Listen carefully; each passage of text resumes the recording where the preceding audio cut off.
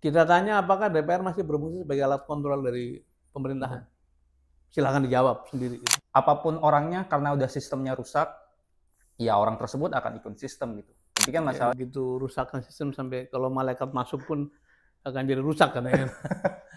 Nah, oleh masa pemerintahan Jokowi, kenaikan kelas itu dibanting begitu rupa karena sistem demokrasi itu dihancurkan gitu.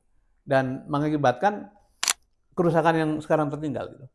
Jadi kita ini punya PR berat, bagaimana mengembalikan pola pikir bernegara, lebih dari sekedar berpolitik. Ingat bahwa kekuasaan itu bukan punya pribadi, tapi punya publik. Fahamilah bahwa hajat hidup kita itu tidak lepas dari bagaimana negara diurus, tata kelola itu, dan bagaimana politik diurus.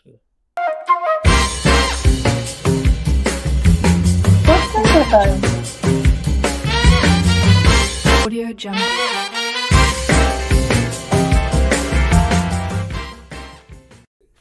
Selamat datang di podcast Sotoy, podcastnya orang-orang yang so tahu. Jadi, apa kabar semua teman-teman? Semoga sehat selalu dan dimanapun kalian berada. Balik lagi dengan saya di sini host Chandra Belasana yang akan membahas hal-hal terkait politik dan juga seputar demokrasi dan sebagainya. Pada pagi ini teman-teman, kita kedatangan tamu spesial. Beliau merupakan seorang mantan menteri, beliau juga seorang mantan rektor, akademisi, dan juga pernah juga terjun ke dalam politik. Jadi sangat beragam lah. Karena kalau dibilang beliau ini trisektor atlet lah, karena pernah di sektor swasta, kemudian di pemerintahan, lalu kemudian di dunia akademik. Siapa lagi kalau bukan Bapak Sudirman Said? Boleh tepuk tangan semua. Apa kabar Bapak? Baik, alhamdulillah Santa. Apa kabar? Alhamdulillah juga baik. Terima Bapak. kasih nih diundang di apa tadi? Podcast Sotoy Pak. Sotoy. Jadi lebih anak-anak muda Pak. Iya. Jadi anak-anak muda biasanya so tahu Pak. Jadi pengen banget nanya supaya keresahan dan juga keinginan mereka terjawab Pak. Sekarang ada keresahan anak muda ini? Banyak Pak. Karena sekarang tuh biasanya yang dihadapi anak muda tuh soal rumah sih Pak, pekerjaan, masyarakat di kota yang bagaimana kemudian akses mendapat rumah tuh sangat susah Pak. Karena kemarin baru-baru aja ini Pak, ada rumah sangat kecil Pak. Katanya mau apa 18 meter apa kurang? 14 meter Pak. 14 meter. Itu rumah udah kayak ini Pak. Apa ya, itu kayak kos-kosan Pak. Tapi akhirnya beliau minta maaf sih Pak. Karena ya itu balik lagi ya Pak, karena mungkin kebijakannya tidak melibatkan kita sebagai subjek ya Pak. Mereka menempatkan ini sebagai objek aja gitu, padahal sebenarnya realitas seperti itu. Sekarang aktivitas sedang apa Pak? Saya banyak ngurus pendidikan, lagi menyiapkan satu universitas di Tegal di Brebes. Mudah-mudahan segera terwujud ya. Kemudian tentu terus menjalankan training leadership IHN, terus masih bantu Palang Merah, saya masih ketua bidang organisasi. Selebihnya ya tentu saya harus nyari nafkah kan sebagai kepala keluarga. Itu harus seimbang antara kegiatan sosial sama kewajiban sebagai ayah, sebagai kepala rumah tangga. Tapi luar biasa maksudnya di usia yang sudah tidak muda lagi tapi masih tetap punya target ya Pak.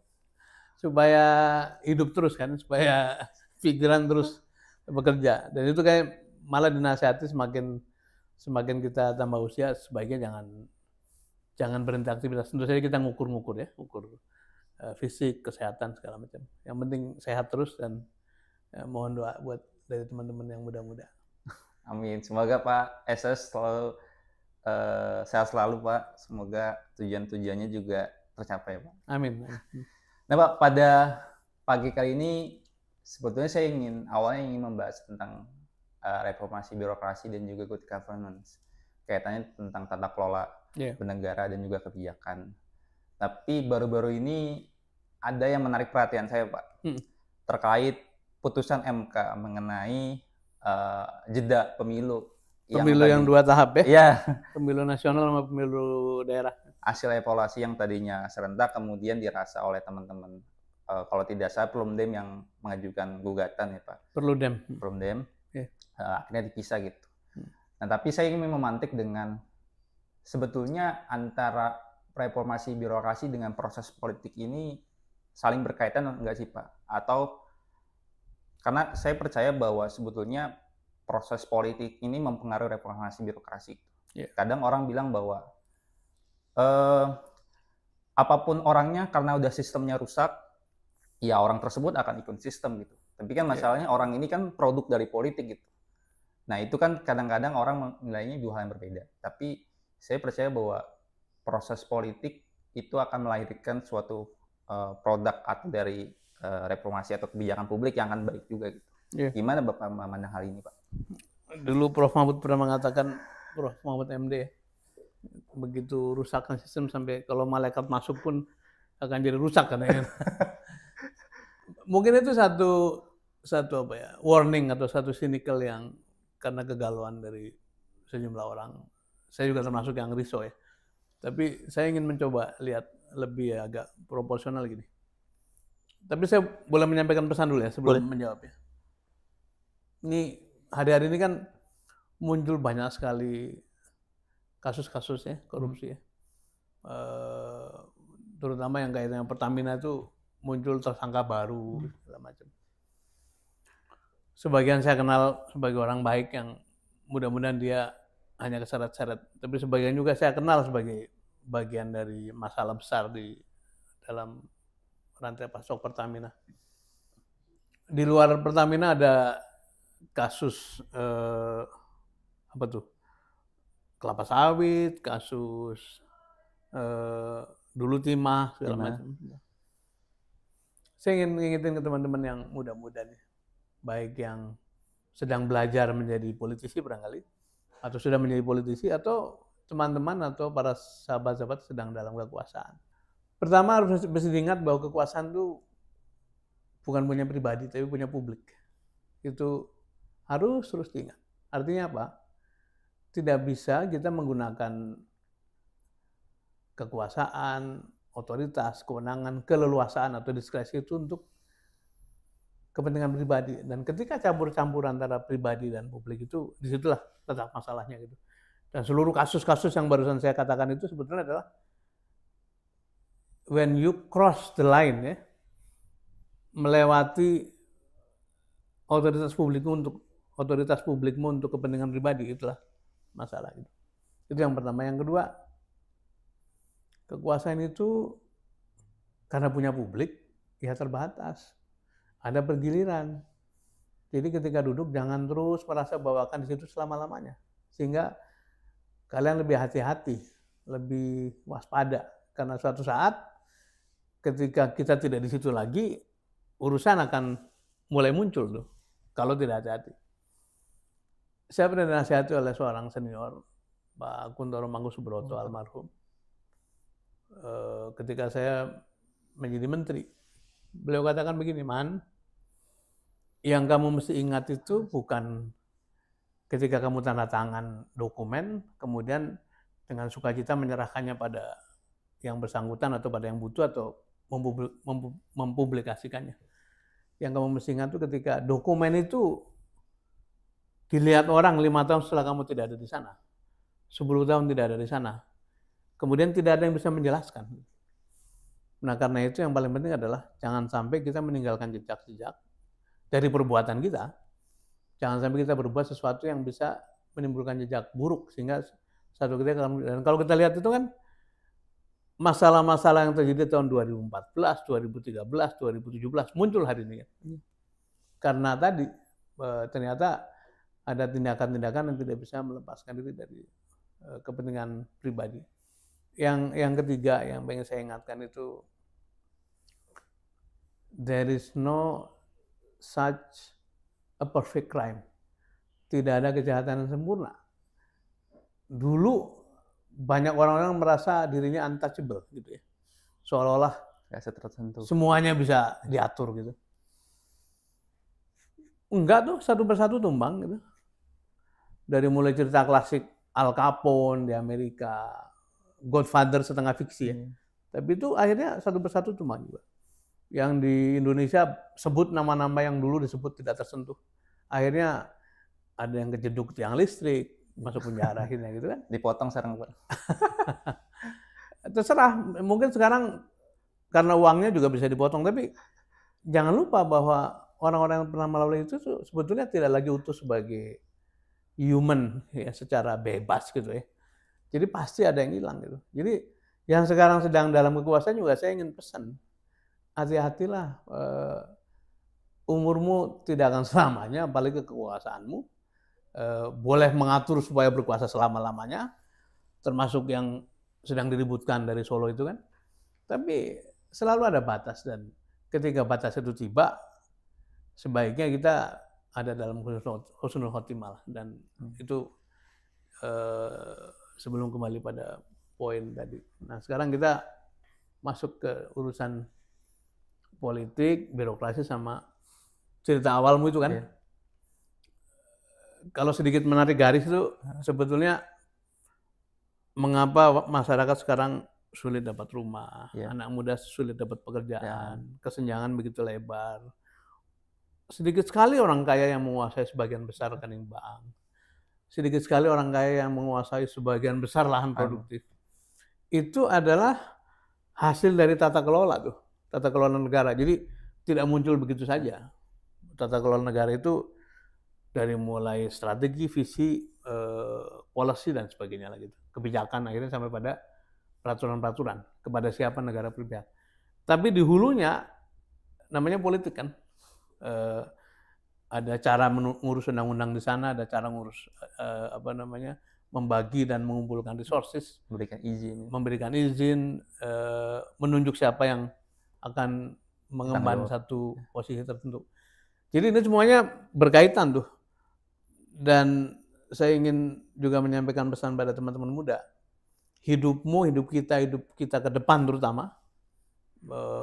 Kalau kami kan generasi yang mungkin sudah asar ya, maghrib belum lah. Asar, maghrib kan lama-lama isya terus tidur kan, selesai gitu. Tapi bagi generasi kalian yang masih muda-muda itu, fahamilah bahwa hajat hidup kita itu tidak lepas dari bagaimana negara diurus, tata kelola itu, dan bagaimana politik diurus. Itu yang harus disadari bersama-sama. Nah sekarang poin mengenai belakangan itu kan ada keputusan MK membuat jeda pemilu ya. Pandangan saya sebetulnya itu niat baik untuk membuat kompleksitas pemilu menjadi tidak terlalu besar ya. Karena kita ingat pemilu serentak kan baru sekali ya kemarin ya. Orang-orang datang ke TPS mesti membagi pikiran. Presidennya siapa, DPR-nya siapa, DPD-nya siapa, DPD-nya siapa, provinsi gitu. Untung gubernur dan wali kota, bupati tidak dipilih sekalian gitu ya. Jadi terlalu rumit. Logistiknya juga barangkali kertas suara aja kan luar biasa ya.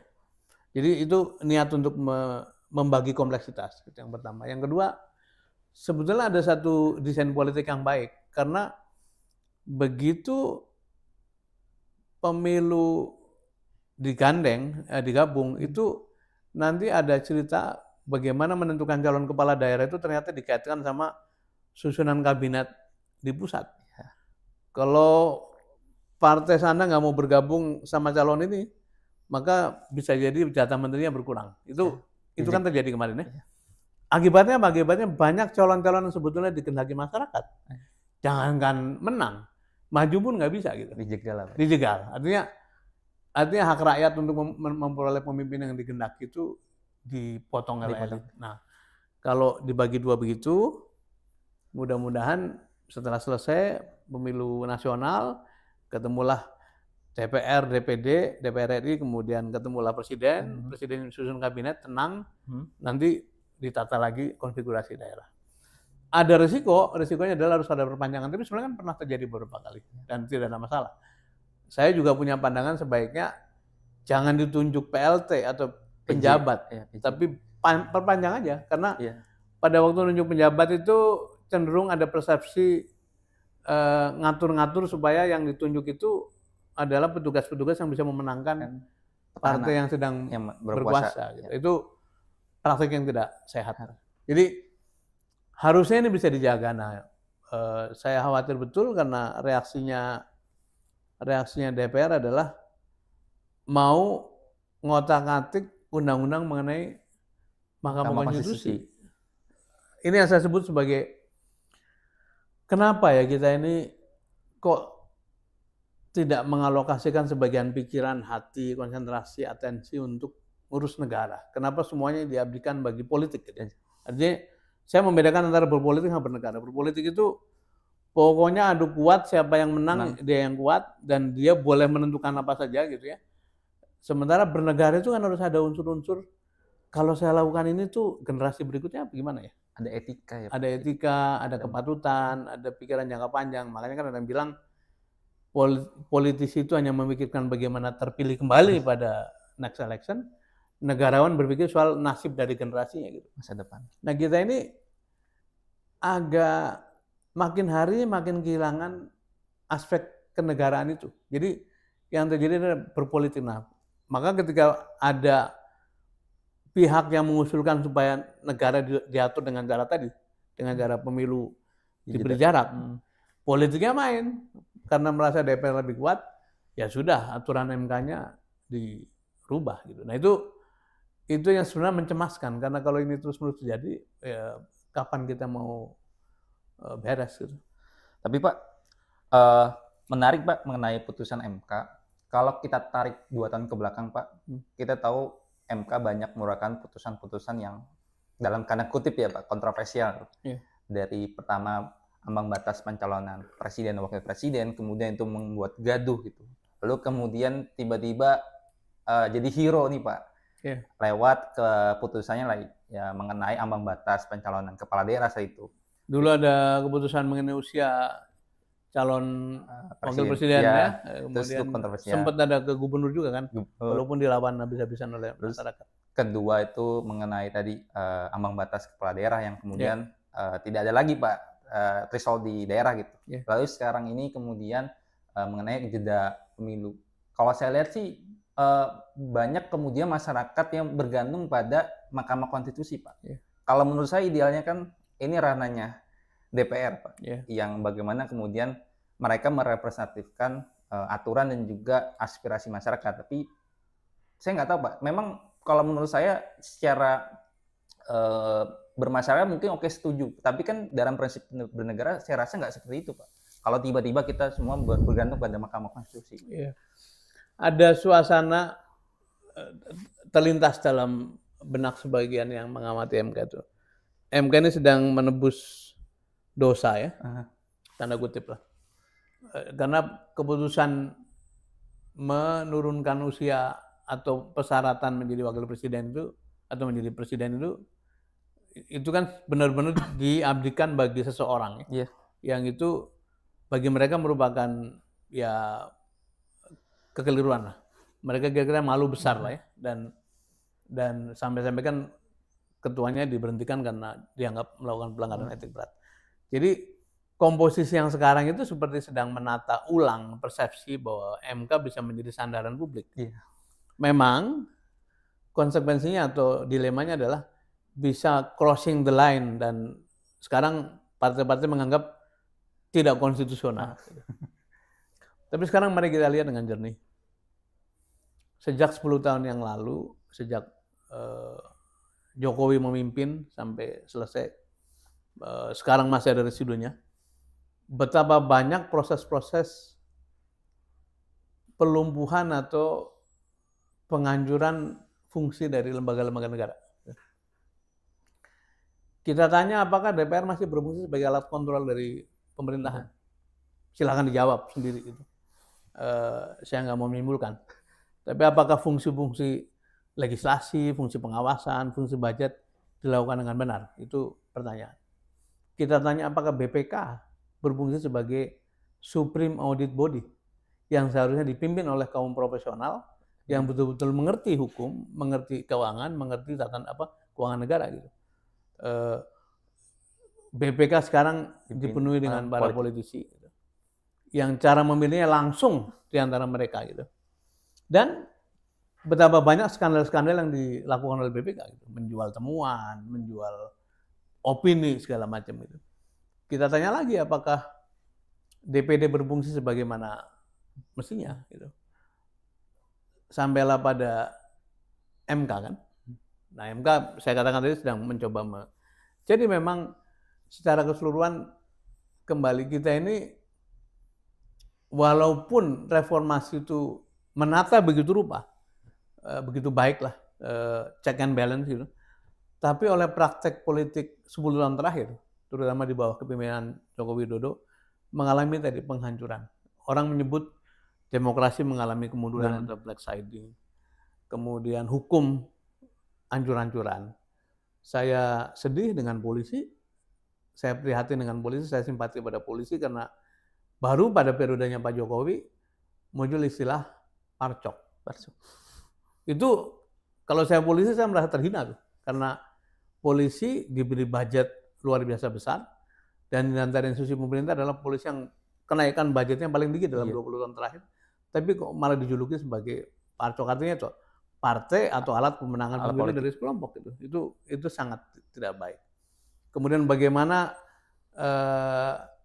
semua instrumen negara itu seperti diberi sogokan gitu ya, dikasih perpanjangan usia, dikasih perpanjangan jabatan termasuk lurah, kepala desa. Ini semua merusak tadi kepatutan segala macam itu. Tetapi puncak dari semuanya adalah ketika ternyata penghancuran seluruh instrumen itu dipakai pintu masuk supaya anak, mantu, keluarganya itu melanjutkan legacy apa?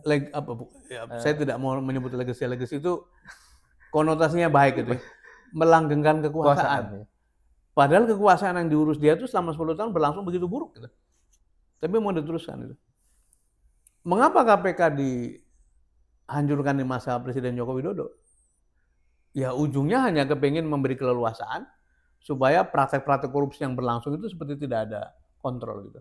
Dan itu nggak ada yang bisa membantah kalimat ini seperti itu. Jadi saya merasa bahwa bangsa Indonesia yang sebetulnya adalah bangsa yang terus naik kelas ya. 1908 kita menyatakan berbangsa melalui Gerakan Kebangkitan Nasional. 1928 kita menyatakan bersatu lewat Gerakan Sumpah Pemuda. 1945 kita menyatakan bernegara melalui proklamasi. Terus sampai 1966 itu membangun melalui gerakan Orde Lama berganti Orde Baru sampai 1998 berdemokrasi. Jadi ini kan semua naik kelas. Nah, oleh masa pemerintahan Jokowi, kenaikan kelas itu dibanting begitu rupa karena sistem demokrasi itu dihancurkan gitu. Dan mengakibatkan kerusakan yang sekarang tertinggal gitu. Jadi kita ini punya PR berat bagaimana mengembalikan pola pikir bernegara lebih dari sekedar berpolitik, memasukkan orang-orang terbaik dalam sistem bernegara, meritokrasi, bukan nepotisme gitu. Kemudian mendorong supaya tata kelola itu bekerja dengan baik, transparansi, akuntabilitas, pemberantasan korupsi, penegakan hukum. Ini semuanya PR yang jadi tanggung jawab dari generasi muda, karena teman-teman muda ini kan yang akan melanjutkan jalannya masih panjang, kira-kira gitu. Tapi Pak, menarik ya Pak, kalau tadi Bapak udah singgung dari tahun 1908 hingga saat ini.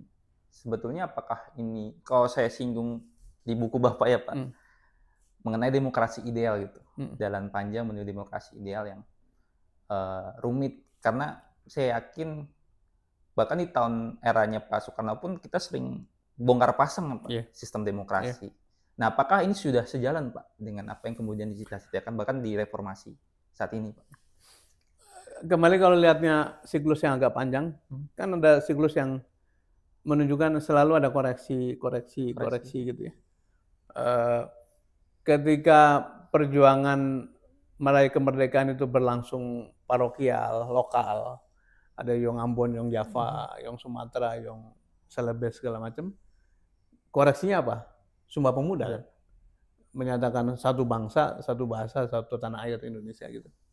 Kemudian berjuang lewat persatuan nasional tadi, ketika tiba masanya proklamasi itu juga koreksi dari sekedar berjuang melalui medan tanpa struktur, sudah kita bentuk negara, kemudian dengan negara kita tadi memakmurkan masyarakat, memajukan kesejahteraan umum, mencerdaskan kehidupan bangsa dan sebagainya. Kemudian merdeka dipimpin oleh Dwi Tunggal, Bung Karno dan Bung Hatta. Tapi tahun 57 Bung Hatta mundur kan? Atau 56. Karena Bung Karno dianggap terlalu self-centered, terlalu otoriter gitu. Bahkan dalam satu referensi itu pertengkaran tanda kutip antara Bung Hatta dan Bung Karno itu muncul di berbagai publikasi termasuk ini Daulat Rakyat ya.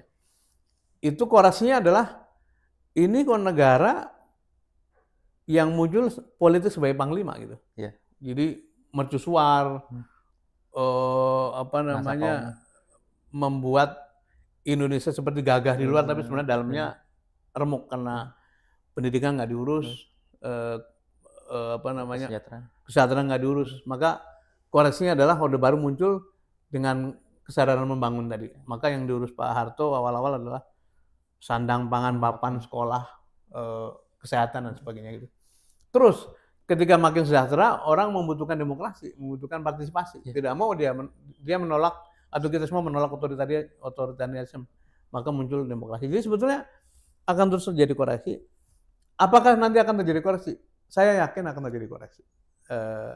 Syaratnya orang-orang berpendidikan itu tidak berhenti terus-menerus bersuara, mengingatkan, mengajak, mengkampanyekan, mendidik publik supaya tidak menerima begitu saja keadaan yang seperti elit itu ingin menguasai keadaan untuk keuntungan dirinya gitu.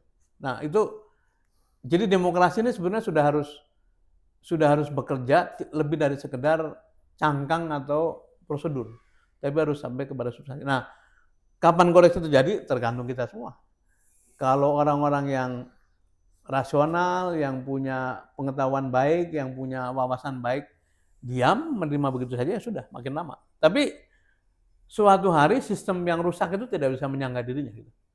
Suatu hari akan ada breakdown. Nah, yang diperlukan adalah kesiapan dari teman-teman seperti Anda ini yang akan meneruskan perjalanan bangsa. Karena itu pernah terjadi tahun 98 kan, pernah terjadi tahun 66. Terus menerus begitu. Jadi saya yakin suatu hari akan ada koreksi. Menarik Pak dengan kata demokrasi yang prosedural gitu. Karena saya punya argumen gini Pak, pemimpin buruk menghasilkan, ini sebuah argumen yang pernah saya tanyakan Pak di kelas TSLB ke Pak Muki di saat itu, mungkin Bapak masih ingat, pemimpin buruk yang memilih, rakyat buruk yang memimpin pemimpin buruk, atau kemudian pemimpin buruk yang kemudian menciptakan masyarakat buruk. Karena kalau saya lihat, yang saya pahami, masyarakat ini memahami demokrasi hanya sebagai prosedural gitu. Bahkan kalau saya tanya ke teman-teman saya nih Pak, tahu nggak sih kalau misalnya rumah itu hak, bukan lagi untuk kita perjuangkan malah, tapi itu bukan hak gitu. Bukan kemewahan ya, kemewahan itu hak asasi bagi Indonesia. Kadang-kadang mereka ini nggak paham, nggak paham. Mereka taunya cuma nyoblos, selesai, dan mereka nggak tahu substansinya. Bahkan yang saya bilang, mungkin kritik ya Pak, orang hanya fokus ke dalam event tahunan pemilu saja Pak. Makanya putusan MK pun bergerak ya kurang lebih saat pemilu saja, tapi tidak mengawal bagaimana kemudian proses ini Pak. Yang saya lihat ada kelemahan. Orang-orang hanya fokus pada tadi Pak, ambang batas. Itu kan prosedur pemilu. Prosedur gitu. Tapi nggak fokus pada bagaimana kita mengawal demokrasi ini tuh. Apalagi yang tadi Pak, tesis saya yang saya ajukan tuh. Apakah memang masyarakat ini yang kemudian memilih pemimpin buruk, atau pemimpin buruk yang menciptakan masyarakat buruk sehingga terpilih lagi Pak. Jadi semacam looping Pak ini Pak. Ini nggak ada batas. Nah, bagaimana pandangan Bapak? Ada beberapa pandangan yang mesti di-challenge ya oleh kaum terpelajar. Satu tadi misalnya, ya rakyat, pemimpin adalah cerminan rakyatnya gitu. Kalau rakyatnya kualitasnya seperti ini ya yang terpilih seperti yang sekarang kita lihat. Kita cerna baik-baik ya. Terus yang kedua gini, Demokrasi ini tidak menjanjikan pemimpin kompeten, tapi yang punya kans adalah pemimpin yang populer. Gitu. Dua ini kita challenge. Gitu. Satu, terus kapan masyarakat yang tentu saja rata-rata pendidikannya, kemampuannya, pengetahuannya, visinya tidak sebaik elit itu, kapan dia mendapatkan pemimpin yang benar gitu? Satu itu. Yang kedua, ya kalau pemimpin hanya populer saja, terus bagaimana menyelesaikan kompleksitas masalah itu? Jadi, sama seperti halnya, kalau kita tanya pada masyarakat umum, berilah mie instan, Indomie umpamanya, dibandingkan dengan Pendidikan. daging atau ayam yang bergizi. Gitu. Kira-kira yang bakal dibeli yang mana yang paling cepat? Mie instan. Gitu. Karena di mata mereka atau di kepala mereka itu yang paling familiar, paling cepat kenyang segala macam. Siapa yang mesti menjelaskan makanlah makanan bergizi? Mie instan boleh aja, tapi jangan dijadikan makanan harian. Gitu. Siapa itu yang bertanggung jawab? Orang berpendidikan, orang yang mengerti gizi, orang yang mengerti bahwa makan protein yang baik itu lebih baik daripada makan yang serba karbo misalnya gitu. Begitupun demokrasi gitu. Tanggung jawab orang-orang terdidik yang harus menjelaskan bahwa betul di antara calon pemimpin ada yang populer, ada yang kompeten, tapi pilihlah yang kompeten. Sistem yang harus menyaring supaya sebelum sampai pada popularitas itu orang-orang kompeten yang masuk ke dalam sistem itu. Kewajiban siapa? Kewajiban kaum terdidik, kewajiban kalian, kewajiban kita semua. Gitu. Sama seperti mengatakan, ya kan masyarakat maunya yang enteng-enteng aja, joget-joget segala macam gitu. Lah terus gunanya ahli komunikasi apa? Kenapa ahli komunikasi tidak bekerja keras untuk membuat kompetensi itu dipahami oleh masyarakat? Kenapa hanya terus menggelorakan, mengglorifikasi bahwa Indonesia orangnya nggak butuh begitu-begitu amat. Itu kan sebetulnya lari dari tanggung jawab keterpelajaran gitu. Dikasih skill kok, dikasih wawasan, dikasih pengetahuan, dikasih referensi, dikasih benchmark di seluruh dunia bahwa yang terbaik adalah kok nggak digunakan gitu. Nah itu pandangan saya. Tapi tentu saja ini memerlukan kerja keras. Jadi saya tidak akan menerima begitu saja bahwa ya rakyatnya masih rata-rata pendidikannya rendah pasti memilih pemimpin yang tidak cocok. Enggak. Justru kita yang berkewajiban menjelaskan pada masyarakat.